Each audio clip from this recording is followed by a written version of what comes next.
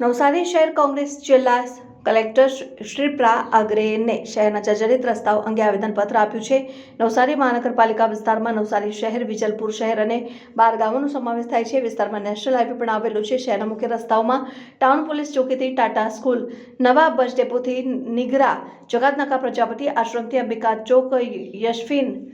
હોસ્પિટલથી કમેલા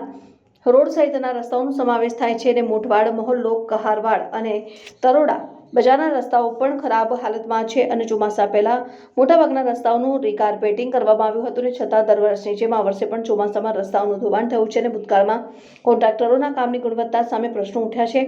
મહાનગરપાલિકાએ ચોમાસા દરમિયાન રસ્તાઓના રિપેરિંગ માટે મોટી રકમ ખર્ચી છે, પરંતુ કોન્ટ્રાક્ટરો અને અધિકારીઓની બિનઅસરકારક કામગીરીને કારણે આ રકમ વ્યર્થ ગઈ હોવાનું જણાય છે અને કોંગ્રેસે માંગ કરી છે કે જર્જરિત રસ્તાઓનું તાત્કાલિક સમારકામ કરવામાં આવે અને જવાબદાર કોન્ટ્રાક્ટરો અને અધિકારીઓ સામે કાર્યવાહી કરવામાં આવે। હાઈવે લઈને આવેદન આપવા આજરોજ નવસારી વિજયપુર શહેર કોંગ્રેસ સમિતિ દ્વારા કલેક્ટરશ્રીને એક આવેદનપત્ર આપવામાં આવ્યું છે,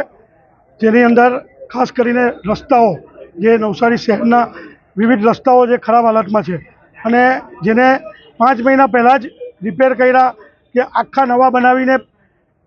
એ કર્યા છતાં પણ હાલમાં એ પરિસ્થિતિ છે કે રસ્તા એટલા ખરાબ છે કે જેની અંદર અવર જવર કરવામાં રાહદારીઓને બહુ મુશ્કેલ પડી રહી છે। તેની સાથે જ જે નેશનલ હાઈવેની 48નો જે આપણો રસ્તાઓનો સમાવેશ છે મહાનગરપાલિકામાં, એ પણ બહુ ખરાબ હાલતમાં છે। તો અમારે કલેક્ટરશ્રીને એ જ કહેવાનું હતું કે આ રસ્તાઓ વહેલા તકે સારા બને અને સારી ક્વોલિટીના બને ને જે કોઈ પણ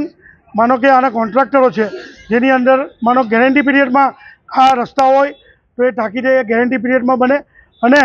જો ગેરંટી પીરિયડ છતાં પણ આ રસ્તા આ જ રીતના બનવાના હોય તો એ લોકોને બ્લેકલિસ્ટ કરે એવી અમારી એમને એ હતી। આવનારા સમયમાં જો રસ્તાનું કામ ન કરવામાં આવે તો કોંગ્રેસ દ્વારા કઈ પ્રકારના આવનારા દિવસોમાં જો આ જ રીતે રસ્તાની હાલત રહેશે તો લોકોના ટેક્સના પૈસા જે આ રસ્તાની અંદર વપરાઈ રહ્યા છે એના માટે અમે લોકો સડકો પર ઉતરીશું અને અગાઉ જે પ્રમાણે જે વિસ્તારોની અંદર જે ખરાબ રસ્તાઓ છે એ વિસ્તારોમાં જઈને અમે ધરણા પ્રદર્શન કરીશું।